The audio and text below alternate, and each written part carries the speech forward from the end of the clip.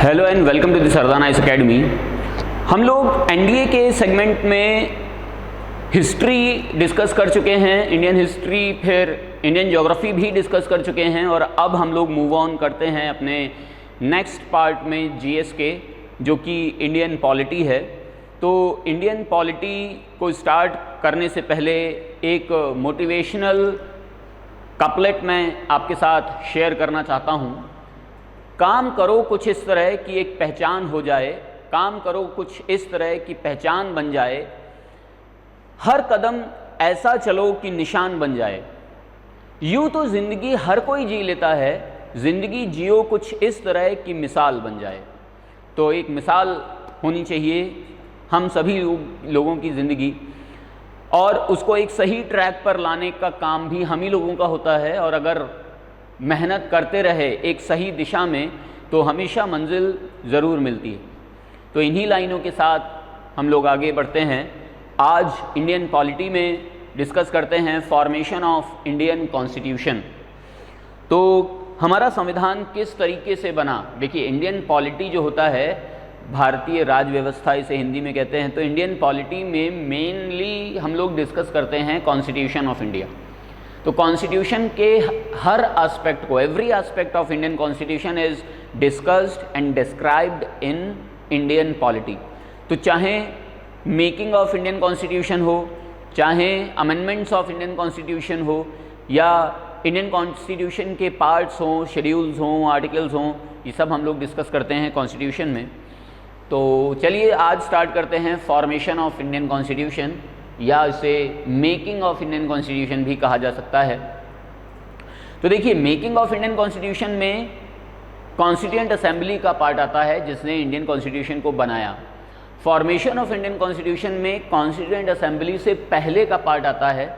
मतलब constituent assembly से पहले जो प्रोविजंस इंडिया में चल रहे थे, ब्रिटिश एक्ट इंडिया में चल रहे थे, लॉज इंडिया में चल रहे थे, तो वो उन्होंने इंडियन कॉन्स्टिट्यूशन को बनाने में बहुत हेल्प की और उन्हीं की वजह से हम लोग इंडिया का अपना खुद का कॉन्स्टिट्यूशन बना पाए।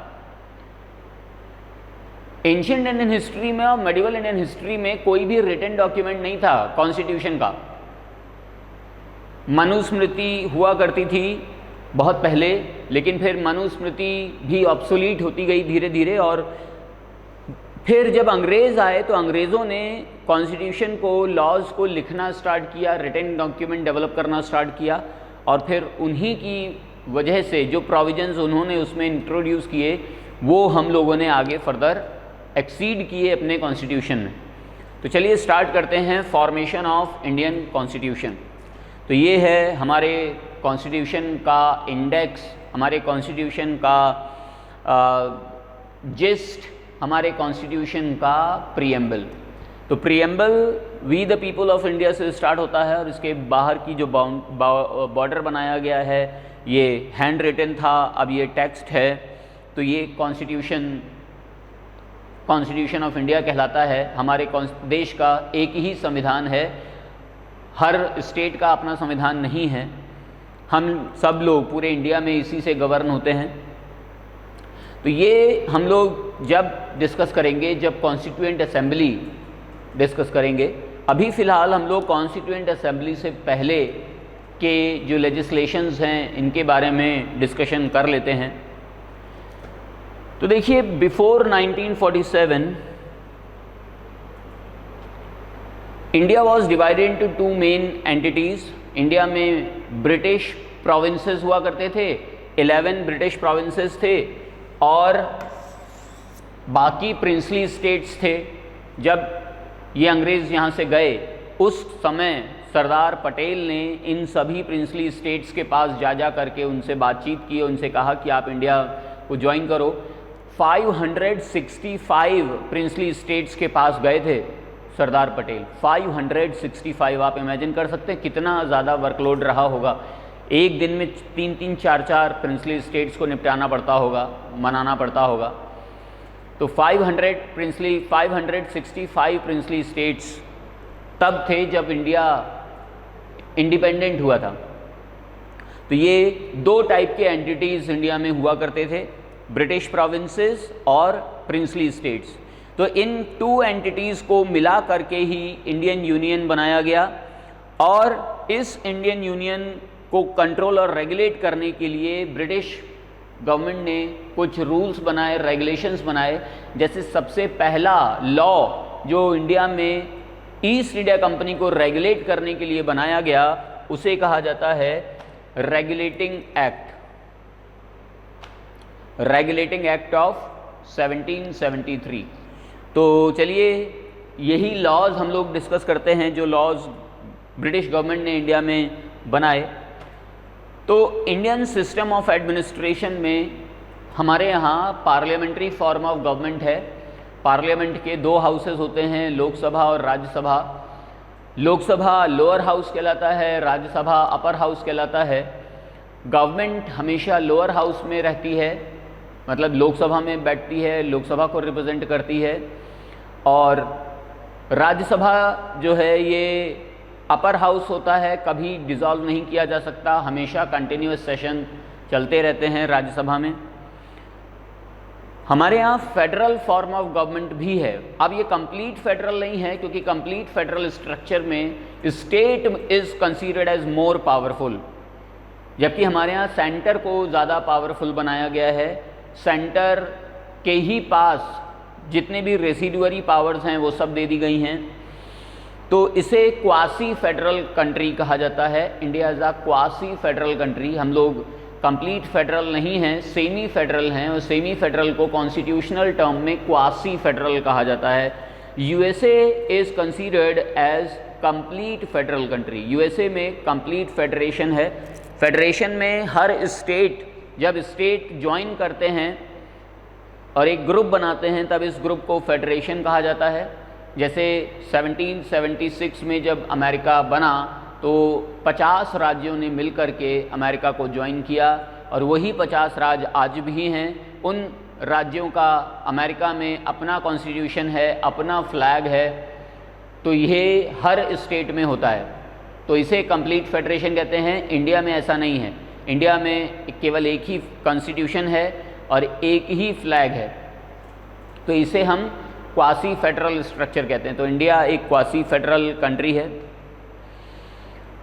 सेल्फ गवर्नमेंट का सिस्टम भी है हमारे यहाँ, लोकल सेल्फ गवर्नमेंट इसे कहा जाता है। हर स्टेट में, सिटीज़ में और विलेजेस में इलेक्शंस कंडक्ट कराए जाते हैं और उन इलेक्शंस के थ्रू वहाँ के रिप्रेजेंटेटिव्स को इलेक्ट किया जाता है, तो इसे लोकल सेल्फ गवर्नमेंट कहा जाता है। ये सारे जो जितने भी टर्म्स हम लोगों ने डिस्कस किए ये सब ब्रिटिश लेगेसी का पार्ट हैं।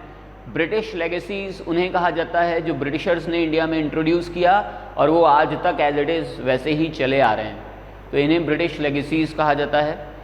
तो देखते हैं कौन कौन से पार्ट कैसे कैसे और कब कब ब्रिटिशर्स ने इंट्रोड्यूस किए। तो सबसे पहला एक्ट है जो ब्रिटिशर्स ने इंडिया में डेवलप किया था, रेगुलेटिंग एक्ट। इसे 1773 में इंट्रोड्यूस किया गया था और इसका मेन टारगेट, मेन फंक्शन था ईस्ट इंडिया कंपनी को कंट्रोल और रेगुलेट करना। तो ईस्ट इंडिया कंपनी को रेगुलेट करने के लिए ये रेगुलेटिंग एक्ट लाया गया 1773 में। इसमें क्या किया गया कि स्टार्टिंग में इंडिया में 3 प्रेसिडेंसीज हुआ करती थी, Bombay presidency, Madras presidency, Calcutta presidency या बंगाल प्रेसिडेंसी। तो बंगाल प्रेसिडेंसी को सबसे बड़ी अथॉरिटी दे दी गई और बंगाल प्रेसिडेंट से ये कहा गया कि तुम, और इन 3 प्रेसिडेंसीज के अपने गवर्नर थे, governor of Bengal, governor of Madras, governor of Bombay. तो गवर्नर ऑफ बॉम्बे और गवर्नर ऑफ मद्रास को बंगाल के अंडर में ले आया गया और बंगाल के गवर्नर को एक नया नाम दिया गया, governor general of Bengal.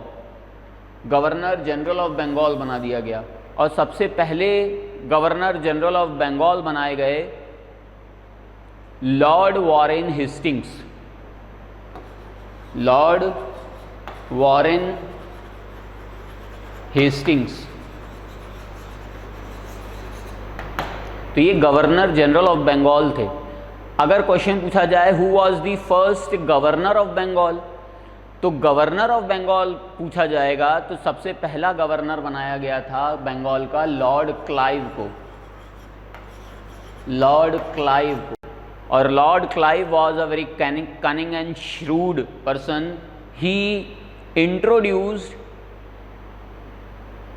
British empire in Bengal, और इसी की वजह से प्लासी का युद्ध अंग्रेज जीत पाए थे। It was the first battle through which Britishers acquire a territory in India. ये पहला ऐसा युद्ध था जिसको लड़ करके अंग्रेज़ों ने इंडिया में एक टेरिटरी जीती हो। तो बैटल ऑफ प्लासी 1757 में हुआ था। तो 1757 में गवर्नर बनाया गया था बंगाल का पहला लॉर्ड क्लाइव को। तो गवर्नर हैं लॉर्ड क्लाइव, गवर्नर जनरल हैं lord Warren Hastings.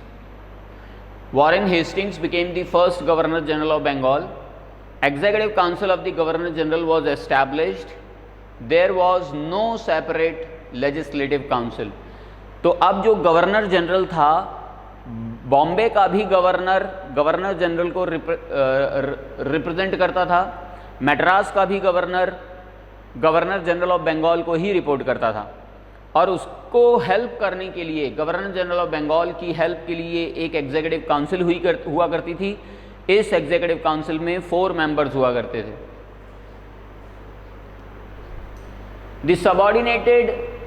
It subordinated the governors of Bombay and Madras to governor general of Bengal. हाँ, अभी बताया आपको। The supreme court was established. Regulating act से एक और बहुत इंपॉर्टेंट काम हुआ, इंडिया में सुप्रीम कोर्ट एस्टैब्लिश किया गया। और ये सुप्रीम कोर्ट कैलकाटा में ही बनाया गया था, कैलकाटा में ही एस्टैब्लिश किया गया था।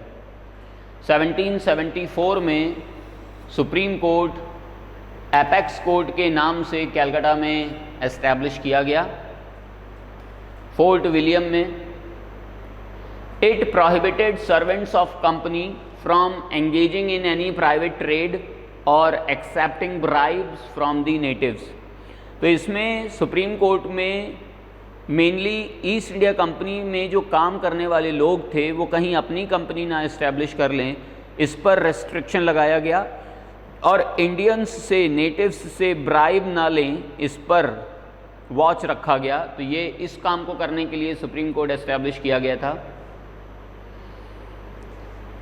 इसके अंडर में रेगुलेटिंग एक्ट में कोर्ट ऑफ डायरेक्टर्स एस्टेब्लिश किए गए। वही एग्जीक्यूटिव काउंसिल जो थी उसके मेंबर्स को कोर्ट ऑफ डायरेक्टर्स कहा जाता था। तो ये रेवेन्यू के लिए रिपोर्ट करेंगे अपने गवर्निंग बॉडी को, ये कहा गया कोर्ट ऑफ डायरेक्टर्स से। तो ये पूरा काम रेगुलेटिंग एक्ट में इंडिया में सबसे पहली बार किया गया। तो सबसे पहला एक्ट था इंडिया का जो इंट्रोड्यूस किया ब्रिटिशर्स ने। फिर इस एक्ट के बाद जो सेकंड एक्ट आता है उसका नाम है पिट्स इंडिया एक्ट। और ये पिट्स इंडिया एक्ट 1784 में इंट्रोड्यूस किया गया था। अब इसमें कुछ प्रोविजंस को चेंज किया गया, बदल दिया गया।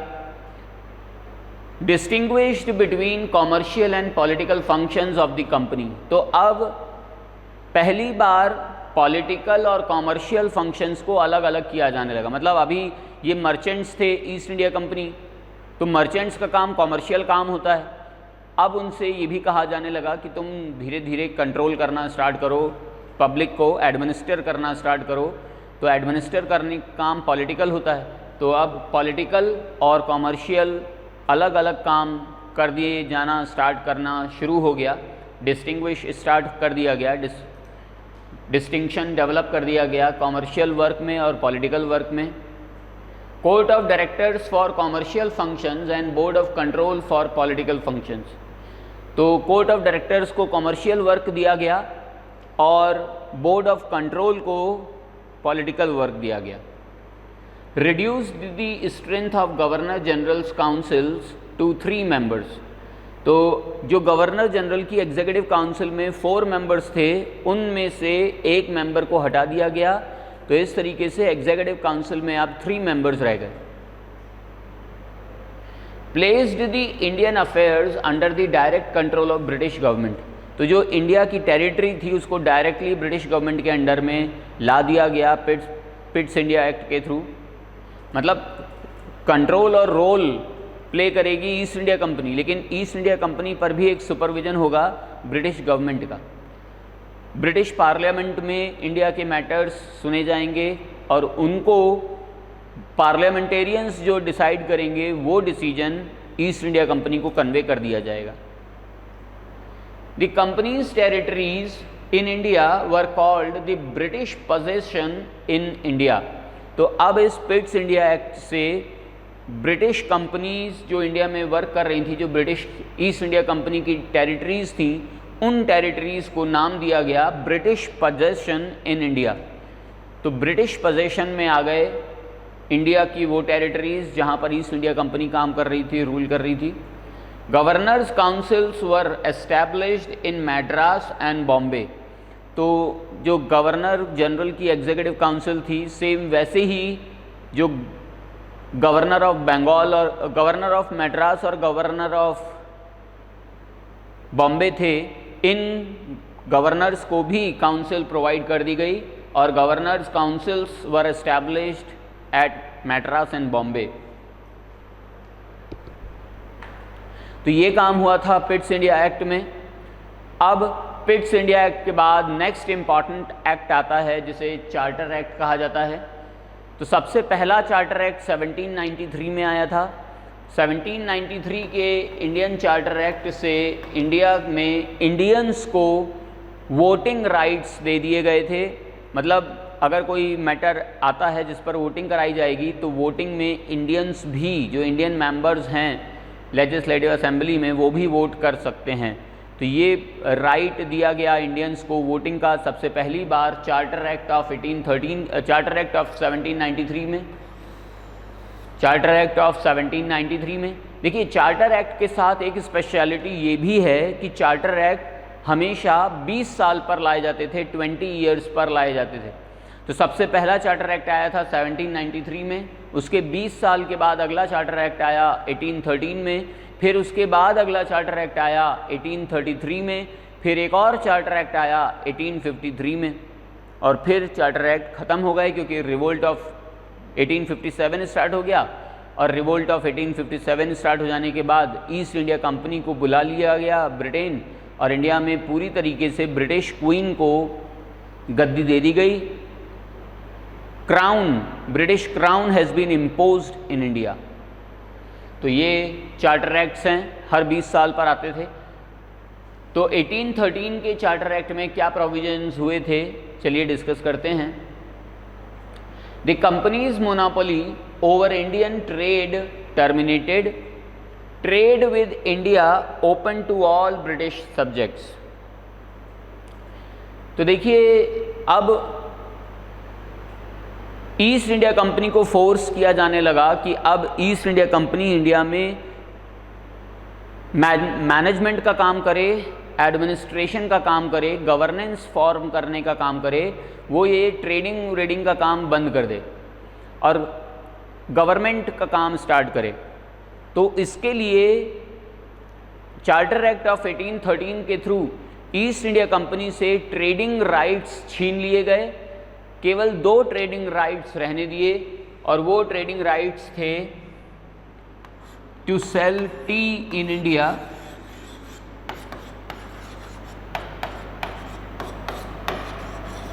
भारत में चाय बेचने का अधिकार ईस्ट इंडिया कंपनी को दिया गया, और दूसरा था ट्रेडिंग विद चाइना।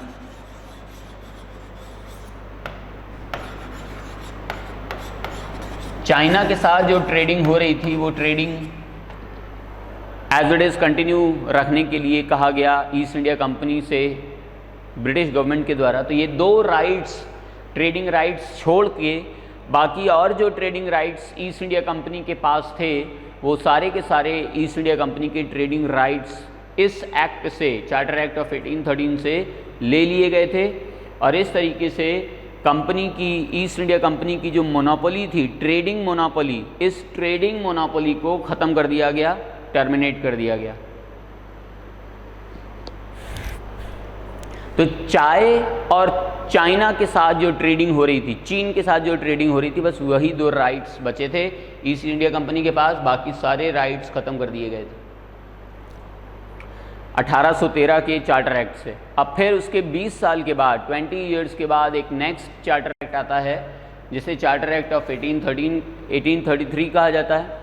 तो चार्टर एक्ट ऑफ 1833 से उस समय इंडिया में गवर्नर जनरल बनाए गए थे लॉर्ड विलियम बेंटिंक।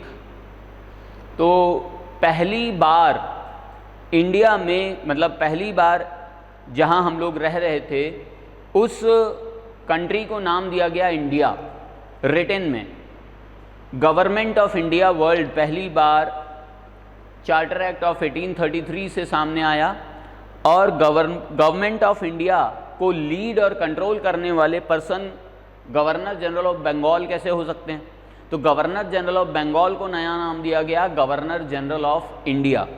तो पहली बार इंडिया वर्ड इंट्रोड्यूस हुआ चार्टर एक्ट ऑफ 1833 से, और पहले गवर्नर जनरल बनाए गए इंडिया के, first governor general of India के बने लॉर्ड विलियम बेंटिंक। तो lord William Bentinck became the first governor general of India. This was the final step towards centralisation in British India. तो ये finalisation था British India का India में। Beginning of central legislature for India, as the act also took away legislative powers of Bombay and Madras provinces।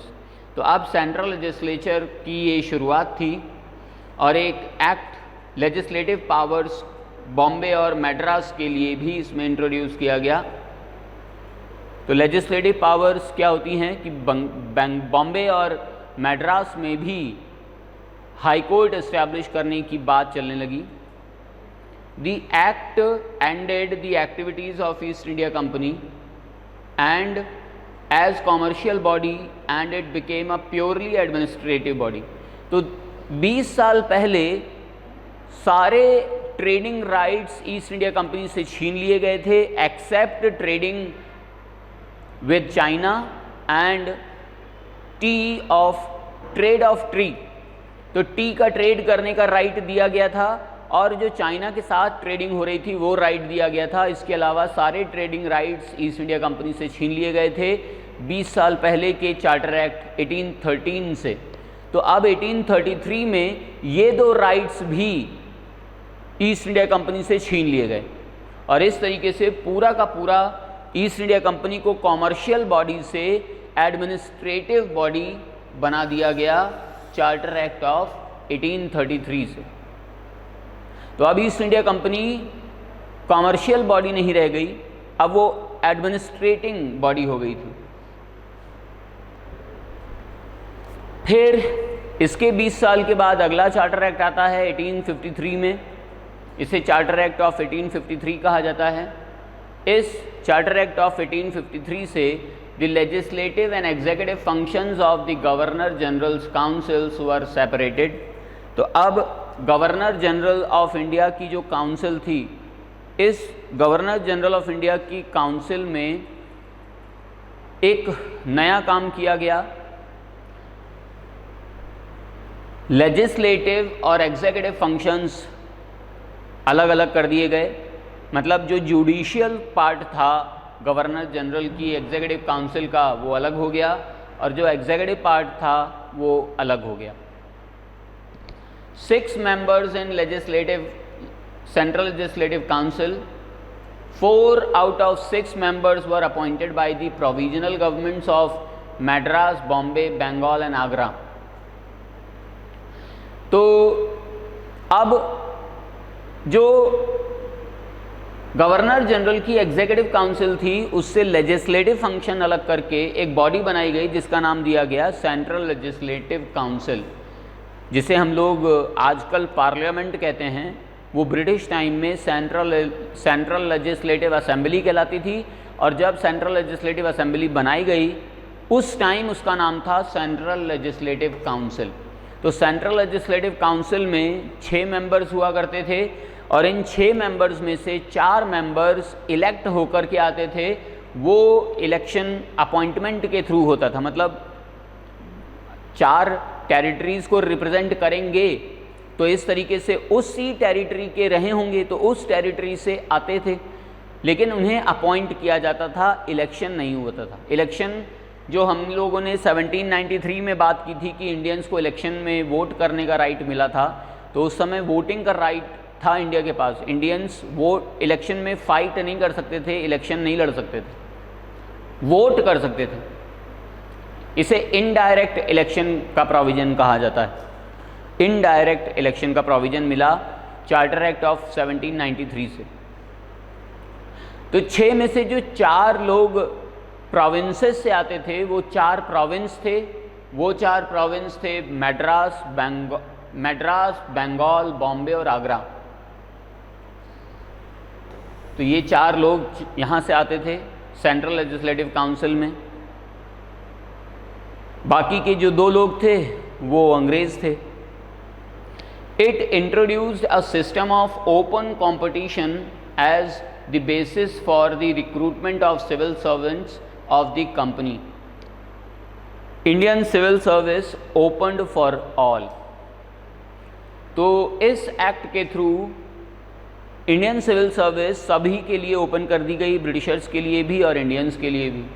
तो हुआ क्या था, Lord Macaulay India आता है और लॉर्ड मैकॉले कहता है कि इंडिया में इंडियंस के ही द्वारा काम को प्रमोट करना चाहिए और इंडियंस को पहले इंग्लिश लैंग्वेज पढ़ाई जानी चाहिए ताकि वो हमारी बात समझ लें, सुन सकें और अपनी बात को हम तक पहुंचा सकें।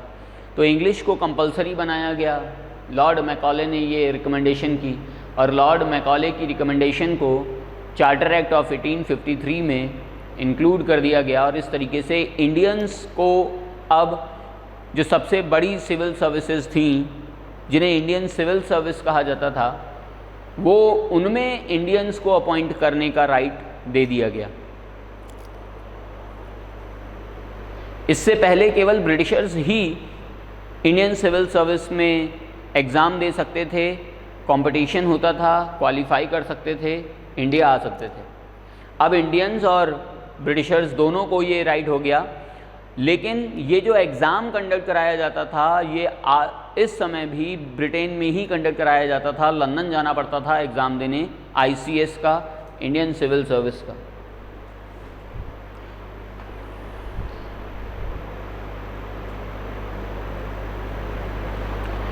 Government of India act of 1858। तो अब 1853 के बाद रिवोल्ट हो गया और 1857 के रिवोल्ट को लॉर्ड कैनिंग ने कंप्लीट किया, सप्रेस किया, कंट्रोल किया, रेगुलेट किया। तो उसके बाद अगले साल 1858 में गवर्नमेंट ऑफ इंडिया एक्ट आता है, पहला गवर्नमेंट ऑफ इंडिया एक्ट। अभी तक इंडिया नाम वर्ड इंट्रोड्यूस किया था, अब गवर्नमेंट ऑफ इंडिया एक्ट भी बनने लगे थे। तो सबसे पहला गवर्नमेंट ऑफ इंडिया एक्ट आता है 1858 में।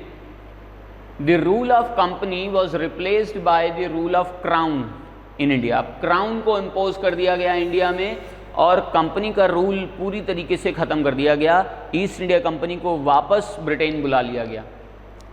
अब इंडिया की महारानी हो गई क्वीन विक्टोरिया।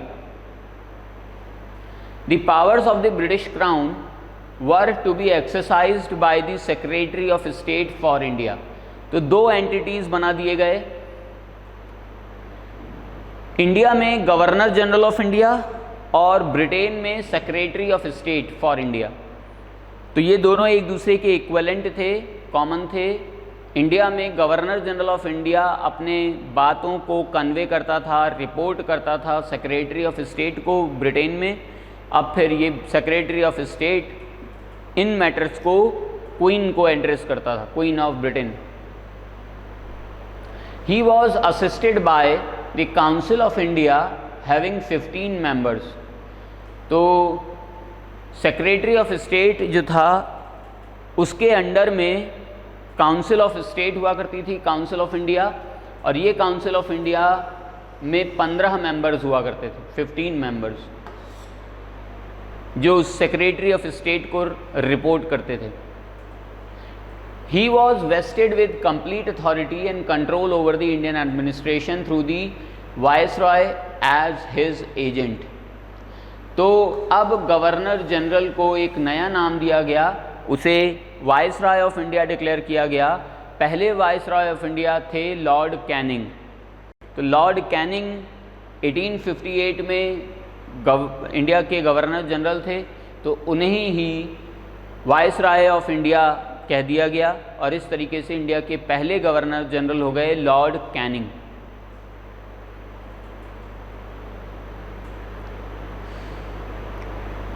तो वायसरॉय असिस्ट करता था सेक्रेटरी ऑफ स्टेट को, मतलब लॉर्ड कैनिंग जो ब्रिटेन में सेक्रेटरी ऑफ स्टेट हैं उनके अंडर में काम करते थे, उनको रिपोर्ट सबमिट करते थे सेक्रेटरी ऑफ स्टेट को, वायसरॉय मतलब governor general. The governor general was made the viceroy of India. Lord Canning was the first viceroy of India. Abolished board of control and court of directors. तो जो board of control हुआ करता था और court of directors हुआ करता था, ये बंद कर दिया गया और इनकी जगह सेक्रेटरी ऑफ स्टेट को दे दी गई। तो गवर्नमेंट ऑफ इंडिया एक्ट 1858 के बाद अब अगला कानून आता है चार्टर एक्ट खत्म, अब नए एक्ट स्टार्ट होते हैं जिन्हें काउंसिल एक्ट कहा जाता है। तो Indian councils act of 1861 was the first Indian council act. सबसे पहला काउंसिल एक्ट था 1861 का। It introduced for the first time Indian representation in institutions like executive, legislative council. तो अब काउंसिल एक्ट में 1861 का काउंसिल एक्ट सबसे पहला काउंसिल एक्ट था। अब गवर्नर जनरल की एग्जीक्यूटिव काउंसिल को नाम दे दिया गया वायसरायज एग्जीक्यूटिव काउंसिल, और वायसरायज काउंसिल में एग्जीक्यूटिव काउंसिल और लेजिस्लेटिव काउंसिल के ऑफिशियल्स रहते थे। 3 Indians entered the legislative council, और पहली बार लेजिस्लेटिव काउंसिल्स में भी इंडियंस का रिप्रेजेंटेशन बना दिया गया।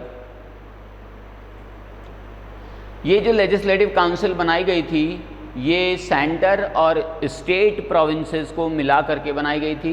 मतलब लेजिस्लेटिव काउंसिल्स में सेंटर के भी मेंबर्स होते थे, स्टेट के भी मेंबर्स होते थे। It provided that viceroy's executive council should have some Indians as the non official members while transacting the legislative business. तो लेजिस्लेचर का वर्क जहाँ लोकसभा राज्यसभा होती है उसे कहा जाता है। तो लेजिस्लेटिव काउंसिल का भी यही सेम वर्क था जो लोकसभा राज्यसभा का आज है, वो उस समय लेजिस्लेटिव काउंसिल का वर्क हुआ करता था। और इस लेजिस्लेटिव काउंसिल में ऑफिशियल मेंबर्स तो थे ही थे, नॉन ऑफिशियल मेंबर्स भी इसमें इंक्लूड कर दिए गए।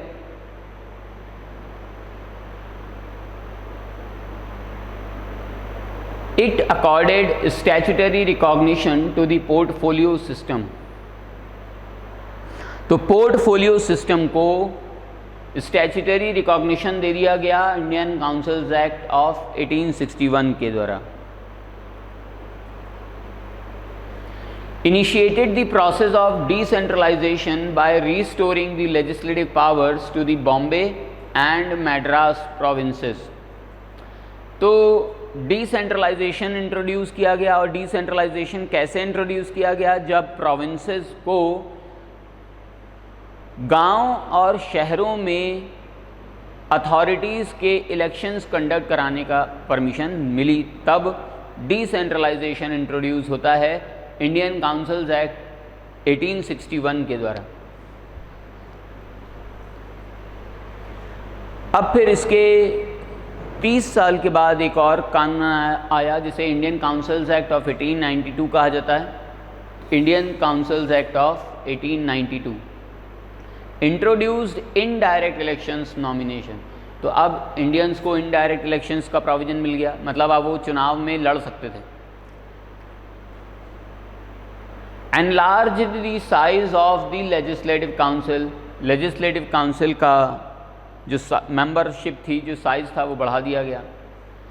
enlarged the functions of legislative councils and government and gave them the power of discussing the budget and addressing questions to the executive। तो अब legislative councils में इंडियन की पावर बढ़ा दी गई। वो जो बजट डिस्कशन होता था उसमें अपनी राय दे सकते थे, क्वेश्चन पूछ सकते थे एग्जीक्यूटिव काउंसिल से डायरेक्टली। फिर इंडियन काउंसिल एक्ट 1892 के बाद अगला इंडियन काउंसिल एक्ट आता है, जिसे 1901 में प्रेजेंट किया गया, 1909 में प्रेजेंट किया गया। और इस 1909 के इंडियन काउंसिल्स एक्ट को दो लोगों ने बनाया था, सेक्रेटरी ऑफ स्टेट और गवर्नर जनरल ऑफ इंडिया। तो मॉर्ले मिंटो रिफॉर्म कहा जाता है इसे, क्योंकि उस समय गवर्नर जनरल ऑफ इंडिया थे लॉर्ड मिंटो और सेक्रेटरी ऑफ स्टेट थे लॉर्ड मॉर्ले। तो इन दोनों ने मिलकर के इंडियन काउंसिल्स एक्ट 1909 बनाया। इसीलिए इस इंडियन काउंसिल्स एक्ट ऑफ 1809 के एक्ट को मिंटो मॉर्ले रिफॉर्म के नाम से भी जाना जाता है। इसे मॉन्टफोर्ड रिफॉर्म भी कहते हैं, मॉन्टफोर्ड रिफॉर्म।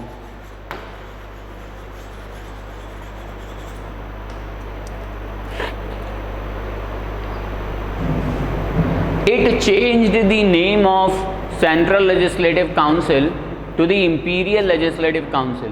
तो सेंट्रल लेजिस्लेटिव काउंसिल का नाम बदल करके इंपीरियल लेजिस्लेटिव काउंसिल कर दिया गया।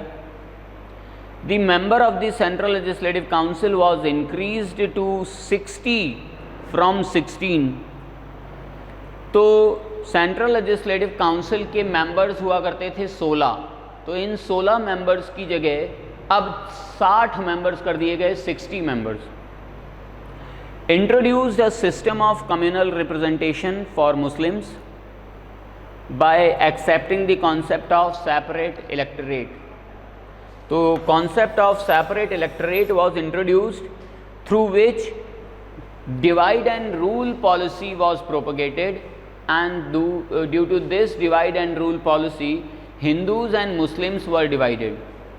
Where Hindu majority was there, only Hindu contestant can fight the election, and where Muslims having major population, only Muslim candidate can fight election।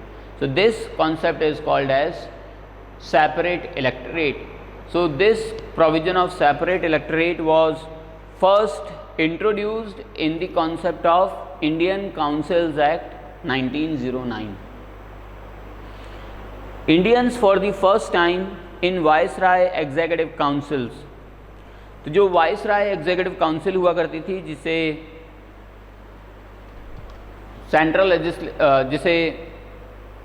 Imperial legislative council भी कहते थे, तो उसमें इंडियंस की entry हो गई। सत्येंद्र प्रसन्न सिन्हा लॉ मेंबर बनाए गए एग्जीक्यूटिव काउंसिल के, वाइसराय एग्जीक्यूटिव काउंसिल के, सत्येंद्र प्रसन्न सिन्हा। अब डिवाइड एंड रूल पॉलिसी के बाद 10 साल के बाद एक और एक्ट आता है, जिसे गवर्नमेंट ऑफ इंडिया एक्ट 1919 कहते हैं। और गवर्नमेंट ऑफ इंडिया एक्ट 1919 को भी दो लोगों ने बनाया था, सेक्रेटरी ऑफ स्टेट और गवर्नर जनरल ऑफ इंडिया। तो उस समय इंडिया के सेक्रेटरी ऑफ स्टेट हुआ करते थे जो लंदन में रहते थे, लॉर्ड मॉन्टेग्यू, और गवर्नर जनरल ऑफ इंडिया हुआ करते थे जो इंडिया में ही रहते थे, लॉर्ड चेम्सफोर्ड। तो इन लोगों ने मिलकर के मॉन्टेग्यू चेम्सफोर्ड रिफॉर्म्स बनाए, और इसे शॉर्ट में मॉन्टफोर्ड रिफॉर्म्स भी कहा जाता है, Montford reforms.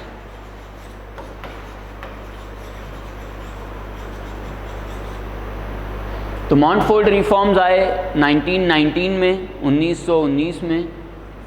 The central subjects were demarcated and separated from those of the provincial subjects. तो इस मॉन्टफोर्ड रिफॉर्म्स में सेंट्रल सब्जेक्ट्स और प्रोविंशियल सब्जेक्ट्स को अलग कर दिया गया और इस तरीके से सेंट्रल सब्जेक्ट्स के लिए रिजर्व्ड लिस्ट और प्रोविंशियल सब्जेक्ट्स के लिए ट्रांसफर्ड लिस्ट का कॉन्सेप्ट डेवलप किया।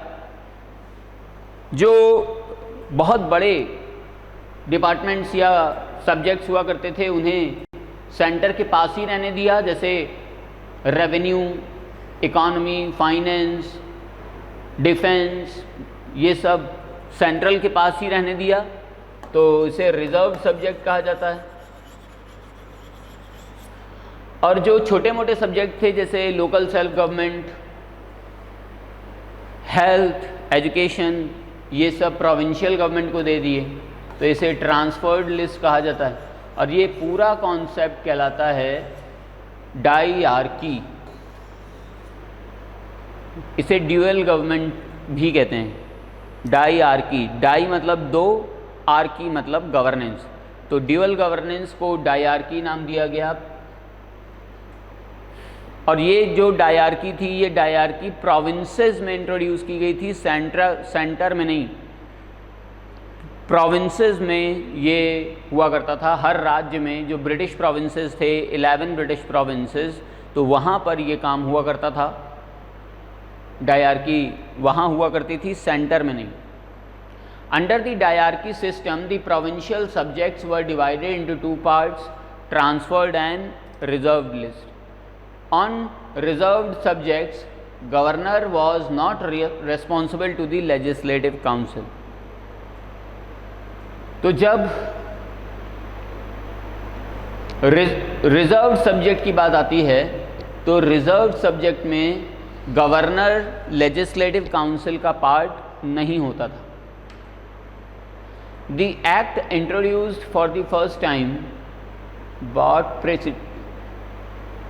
The act introduced for the first time bicameralism at the centre. तो सेंटर में बाईकैमरलिज्म का कॉन्सेप्ट इंट्रोड्यूस किया गया। बाई मतलब दो, कैमरलिज्म मतलब houses. 2 houses of central legislative assembly या central legislative council were introduce. तो ये सेंटर में लाया गया, प्रोविंसेस में नहीं लाया गया था। गवर्नमेंट ऑफ इंडिया एक्ट 1919 से या फिर मॉन्टफोर्ड रिफॉर्म से ये सारे काम हुए थे। तो जो बाईकैमरल सिस्टम इंट्रोड्यूस किया गया, इसके अकॉर्डिंग लेजिस्लेटिव असेंबली एस्टैब्लिश की गई और इस लेजिस्लेटिव असेंबली में 140 मेंबर्स हुआ करते थे। दूसरा हाउस लेजिस्लेटिव काउंसिल के नाम से इंट्रोड्यूस किया गया, जिसमें 60 मेंबर्स हुआ करते थे, 60। तो 140 और 60 मतलब कुल मिलाकर के 200 मेंबर्स। और ये सारे के सारे मेंबर्स जो थे डायरेक्ट इलेक्शंस के थ्रू चुने जाते थे। प्रोविंसेस में इलेक्शंस होते थे और इलेक्शन में जीते हुए कंटेस्टेंट को लेजिस्लेटिव असेंबली और लेजिस्लेटिव काउंसिल में भेजा जाता था। The act also required that 3 of the 6 members of the Viceroy Executive Council were to be Indians। तो ये सारे के सारे जो मेंबर्स थे इंडियंस हुआ करते थे, भारतीय मेंबर्स होते थे और इन्हें इलेक्ट किया जाता था प्रोविंसेस से। 6 मेंबर्स होते थे। Provided for the establishment of the public service commission. तो अभी हम लोगों ने डिस्कस किया था कि इंडियंस को भी इंडियन सिविल सर्विस में रिक्रूटमेंट का चार्ज ओपन कर दिया गया था।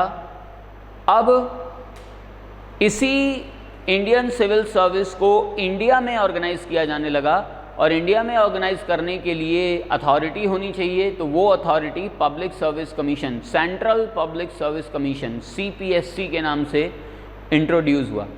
सेंट्रल पब्लिक सर्विस कमीशन मतलब जिसे अब हम लोग यूनियन पब्लिक सर्विस कमीशन कहते हैं, तो वो सेंट्रल पब्लिक सर्विस कमीशन के नाम से गवर्नमेंट ऑफ इंडिया एक्ट 1919 में एस्टैब्लिश किया गया। अब सबसे इम्पॉर्टेंट एक्ट आता है जिसने इंडियन कॉन्स्टिट्यूशन का ब्लूप्रिंट तैयार किया। लगभग सारे के सारे कॉन्सेप्ट इस एक्ट के कॉन्स्टिट्यूशन ऑफ इंडिया में लिए गए।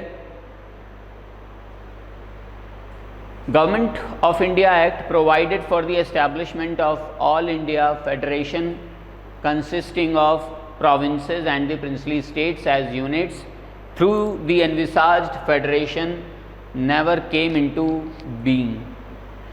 तो अभी हम लोगों ने जो कॉन्सेप्ट डिस्कस किया था फेडरेशन का, वो पूरा का पूरा फेडरेशन का कॉन्सेप्ट लीगलाइज कर दिया गया through government of India act 1935। तो गवर्नमेंट ऑफ इंडिया एक्ट 1935 से इंडिया में जितने भी प्रोविंसेस थे वो सेंटर के अंडर में काम करने लगे। तो इस तरीके से सेंट्रल गवर्नमेंट और प्रोविंशियल गवर्नमेंट होने स्टार्ट हो गई और इसे बाई कैमरल सिस्टम कहा जाता है। तो ये सेंटर में बाई कैमरल सिस्टम इंट्रोड्यूस किया गया।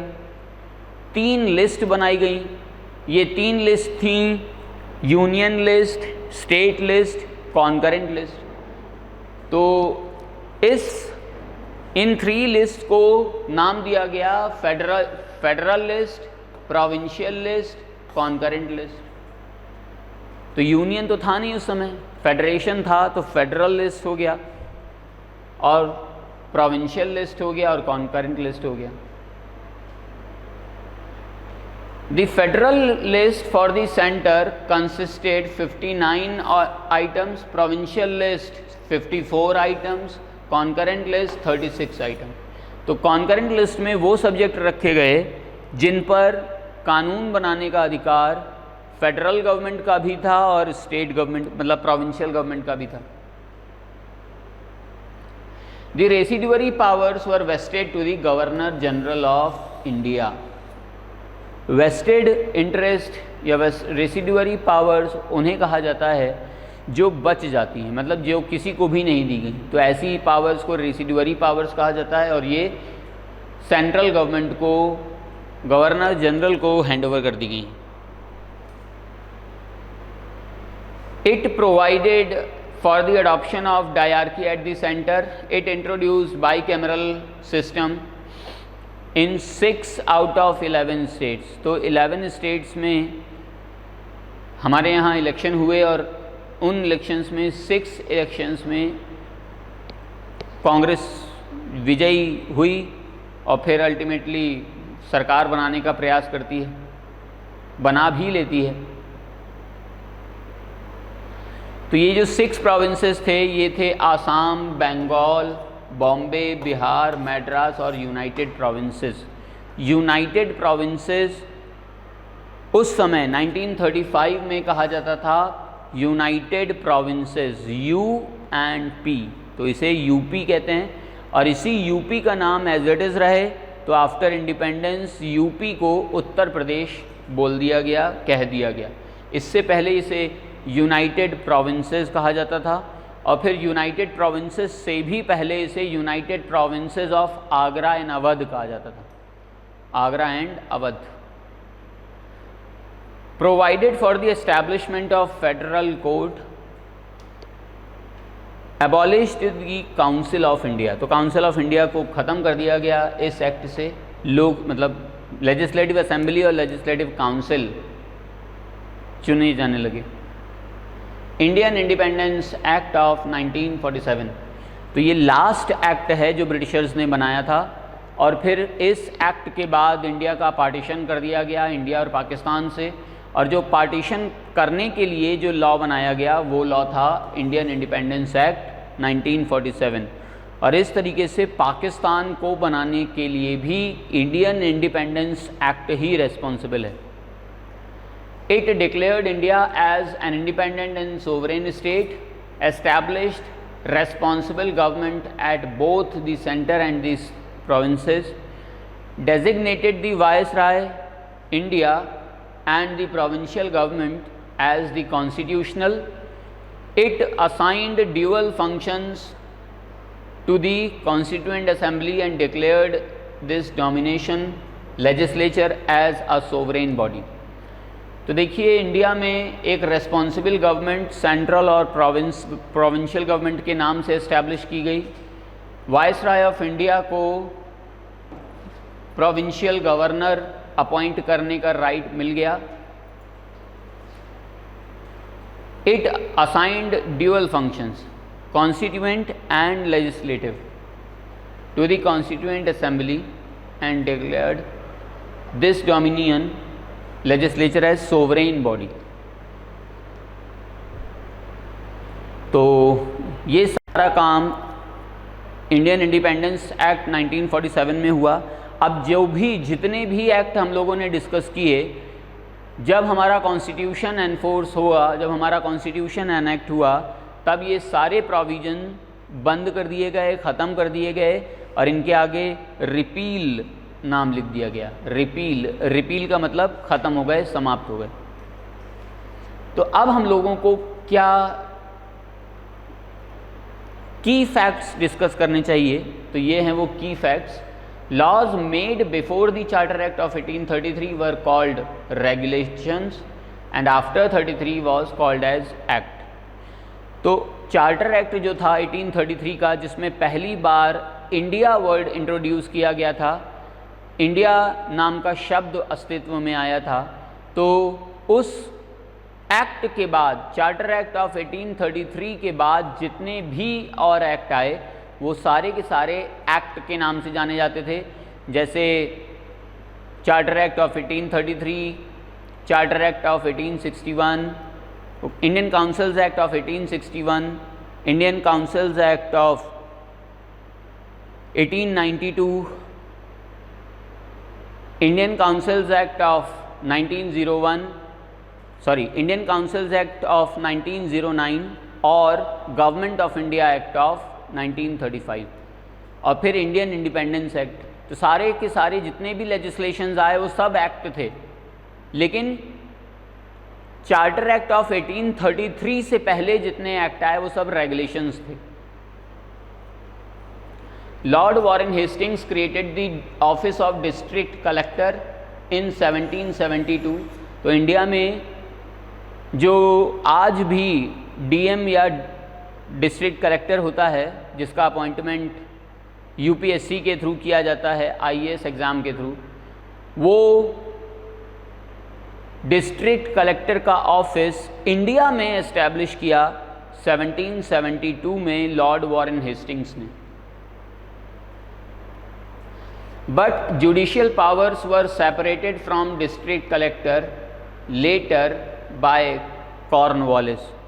तो विलियम वॉरेन हेस्टिंग्स के टाइम पर डिस्ट्रिक्ट कलेक्टर को ही जुडिशियल पावर्स भी दी गई और एग्जीक्यूटिव पावर्स भी दी गई, लेकिन कॉर्नवालिस के टाइम पर जुडिशियल पावर्स को एग्जीक्यूटिव पावर्स से अलग कर दिया गया और इस तरीके से जुडिशियल पावर्स कोर्ट को दे दी गई, लोकल लेवल पर हाई कोर्ट को, और एग्जीक्यूटिव पावर गवर्नर जनरल के ही पास रही।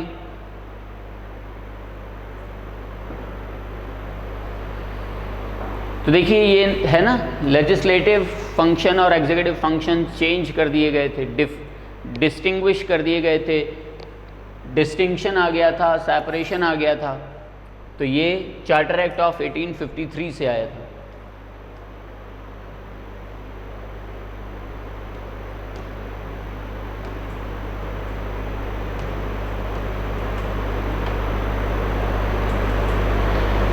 From the powerful authorities of unchecked executives, the Indian administration developed into responsible government, answerable to the legislature and people.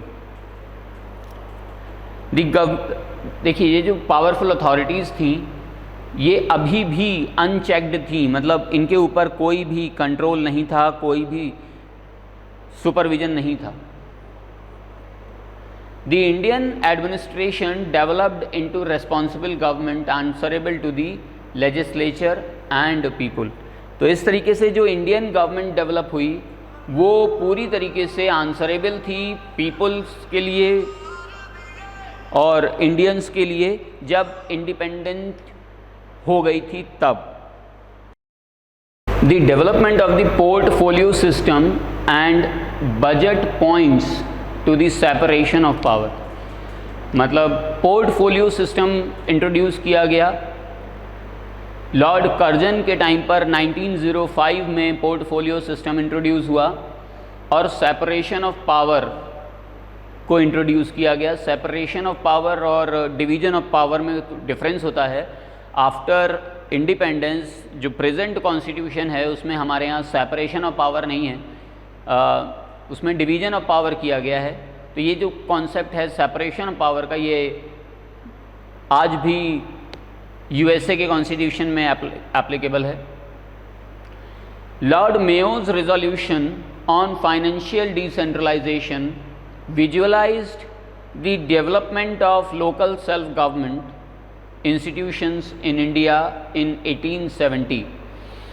तो Lord Mayo का जो रिजोल्यूशन था जो 1870 में आया था, 1870 में, तो 1870 के फाइनेंशियल डिसेंट्रलाइजेशन में लोकल सेल्फ गवर्नमेंट को इंट्रोड्यूस किया गया। लेकिन फिर अनटाइमली डेथ हो गई लॉर्ड मेयो की, और लॉर्ड मेयो की डेथ के बाद नेक्स्ट गवर्नर जनरल आए लॉर्ड रिपन।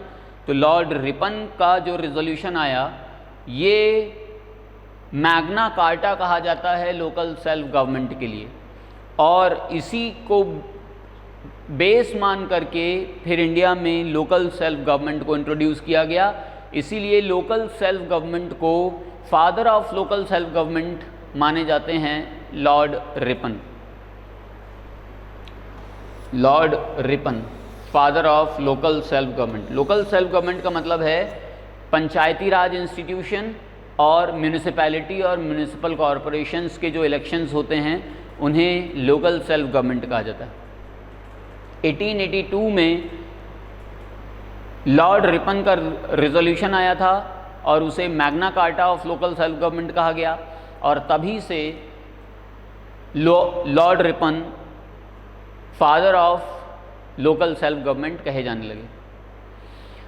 1924 में एक्वर्थ कमेटी की रिकमेंडेशन पर ड्यूअल बजटिंग सिस्टम इंट्रोड्यूस किया गया। 2 बजट इंट्रोड्यूस किए गए। रेलवे बजट अलग कर दिया गया यूनियन बजट से, और लगभग 90 साल तक 90 ईयर्स तक इंडिया में ड्यूअल बजटिंग सिस्टम चलता रहा। और फिर इसे एक किया गया, मिलाया गया 2015 के बजट में, 2021 के बजट में। 90 साल तक चलता रहा।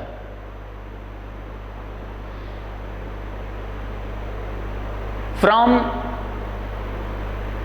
1773 to 1858 the British tried for the centralization of power. It was from the 1861 Councils Act they shifted towards devolution of power with provinces.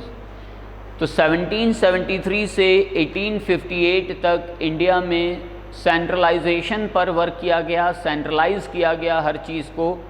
और फिर 1858 के बाद जो नेक्स्ट एक्ट आता है 1861 का इंडियन काउंसिल्स एक्ट, इस 1861 के इंडियन काउंसिल्स एक्ट से धीरे धीरे प्रोविंसेस को भी पावर देना स्टार्ट कर दिया। जैसे अभी हम लोगों ने पढ़ा था ना रिजर्व्ड लिस्ट और ट्रांसफर्ड लिस्ट, तो प्रोविंसेस को भी पावर देना स्टार्ट कर दिया गया। ये डिसेंट्रलाइजेशन और डिवॉल्यूशन को शो करता है। 1833 charter act was the most important act before the act of 1909। तो वो तो है ही। इंडिया नाम का वर्ड, भारत नाम का शब्द कहीं नहीं था पूरे एंशिएंट इंडियन हिस्ट्री में, पूरे मिडिवल इंडियन हिस्ट्री में। प्रोविंसेस हुआ करते थे, डायनेस्टीज़ रूल किया करती थी, कहीं भारत नहीं था। भारत या इंडिया को पहली बार इंट्रोड्यूस किया गया चार्टर एक्ट 1833 में। तो इसीलिए सबसे इम्पॉर्टेंट एक्ट की अगर बात की जाए इन सारे एक्ट्स में, तो चार्टर एक्ट 1833 को कहा जा सकता है और इंडियन काउंसिल्स एक्ट 1909 को कहा जा सकता है। तो 1909 को इसलिए क्योंकि इंडिया में पहली बार फूट डालो और शासन करो, डिवाइड एंड रूल पॉलिसी को इंट्रोड्यूस किया गया था, हिंदूज और मुस्लिम्स का बंटवारा किया गया था, सेपरेट इलेक्टोरेट लाया गया था इंडियन काउंसिल्स एक्ट 1909 के through. Till 1947, the Government of India functioned under the provisions of the 1919 Act only. The provisions of the 1935 Act relating to federation and diarchy were never implemented. तो हमारे यहाँ independence के time तक 1947 तक जो administration चलता रहा, ये पूरा का पूरा एडमिनिस्ट्रेशन 1919 का जो एक्ट आया था, government of India act of 1919, जिसे मॉन्टफोर्ड रिफॉर्म या मॉन्टेग्यू चेम्सफोर्ड रिफॉर्म्स भी कहा जाता है, उस एक्ट के थ्रू ही लास्ट तक, जब तक ब्रिटिशर्स इंडिया में रहे, उसी एक्ट से काम करते रहे। गवर्नमेंट ऑफ इंडिया एक्ट जो आया 1935 में, इस 1935 के गवर्नमेंट ऑफ इंडिया एक्ट में जो प्रोविजंस किए गए थे, उन प्रोविजंस को इम्प्लीमेंट नहीं किया जा सका।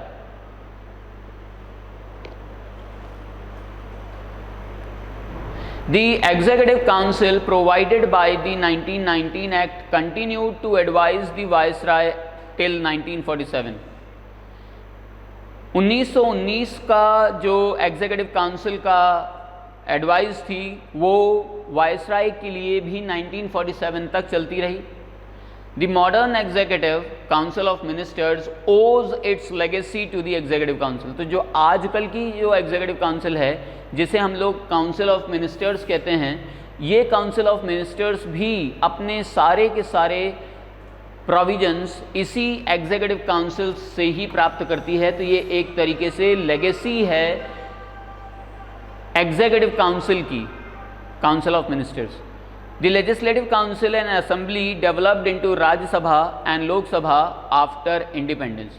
तो लेजिस्लेटिव काउंसिल और लेजिस्लेटिव असेंबली जो उस समय थी, वो फिर बाद में लोकसभा और राज्यसभा के नाम से जानी जाने लगी आफ्टर इंडिपेंडेंस। अब लेजिस्लेटिव काउंसिल्स और लेजिस्लेटिव असेंबलीज को हम लोग स्टेट में बाई कैमरल लेजिस्लेचर के फॉर्म में डिस्कस करते हैं। तो आज इतना ही। Thank you, have a nice day.